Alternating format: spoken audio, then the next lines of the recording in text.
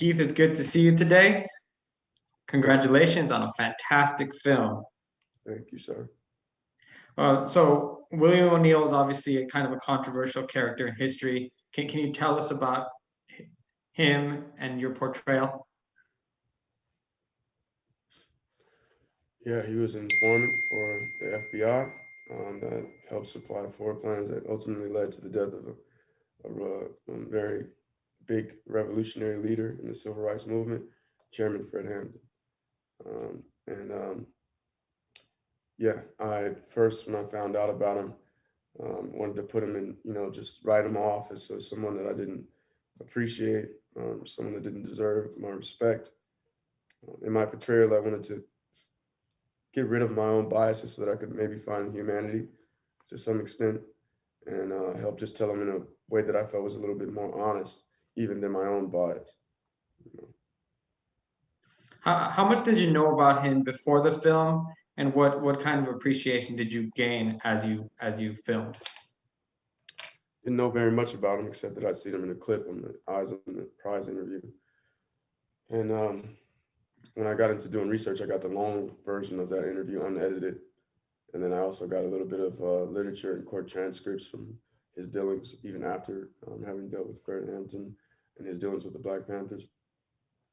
So I got a little bit more context through that, but that's pretty much all I had.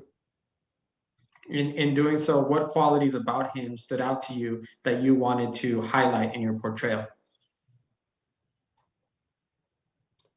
I don't know about qualities, but there were some things that I recognized in him that I thought would be interesting to explore further. In his interview, he had a lot of bravado and a lot of faux confidence, and in between that, I could tell that he felt a little bit of regrets about the things that he did. So I kind of wanted to expand on that a little bit and thought it was an interesting aspect. It was also clear to me that he was pretty smart and sneaky, and so I kind of wanted to play on that. And it seemed that he got the thrill kind of out of some of the situations that he put himself in and others. So I kind of wanted to hint to that as well. He was a bit of a thrill seeker. You obviously have a lot of time with Daniel Kaluuya's Fred Johnson. Can you comment about his about working with him and his role as that title character? Fred Hampton. Yeah, I had a lot of, yeah, it was cool. It was just a lot of energy transference of the character and attempting to try and hide maybe what my real intentions were.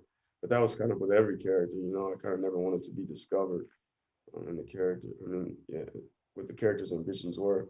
And with Roy, I always tried to Get Out, in a sense, which is funny because there's a lot of people from Get Out in it. But yeah, William O'Neill was just trying to escape and get out and be free and not have to do jail time. What was it like to film those scenes where uh, he's portraying Fred Hampton? He's giving these emotional, these vibrant speeches, and you have all these people around you. Can you describe the feeling while doing so? Yeah, it was real. It was electrifying. What is your biggest takeaway from this experience?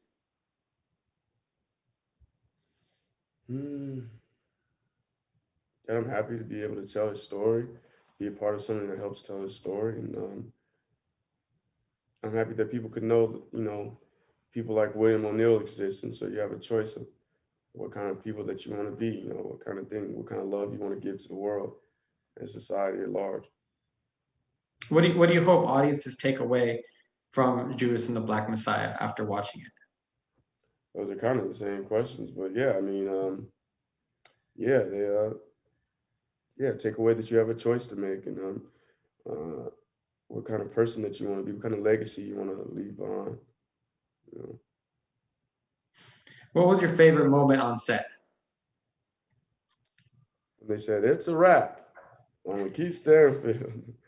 No, I mean on set, it's hard to know. I think I really like that celebration scene where Fred comes back from Menard, and I hope this is spoiler free, but he comes back from prison, and we have rebuilt the Black Panther Party headquarters, and we're able to have that moment of celebration. And my character is conflicted because he feels good about what he did, but he also feels sad knowing that his work isn't done and that he has to send Fred back to jail. And little does he know that actually he would end up having to supply the forklifts that would get him killed. Can you talk a little bit about Shaka King's vision of the film, where he not only portrayed the the fight that the Black Panthers were going through, but also the community aspect of it, making sure people are fed, coming together, different ethnicities, and fighting for what's right. Yeah, yeah, I'm glad we were able to show all that. A lot of times history wants to, history books and stuff want to glaze over the Black Panthers and just say, oh yeah, they had guns anyway, keep them pushing. But they did a lot of beautiful things and tried to build the infrastructure, society, from the inside out for all people. It wasn't just about Black people. Fred started the Rainbow Coalition, which is bridging the gap. It's very important for people to realize it wasn't just about Black people; it was about liberation of all people. And yeah, that just speaks to the selfless nature of Fred and the Black Panther Party. Keith, thank you so much for spending some time with me this morning. I really appreciate it. I just want to say, you as an actor mean a lot to me. You were one of the first actors I covered years ago when you did Death Note, and so I always hold that close to my heart. Oh, that's awesome, man. I'm glad to know that. All Good luck. right, thank you.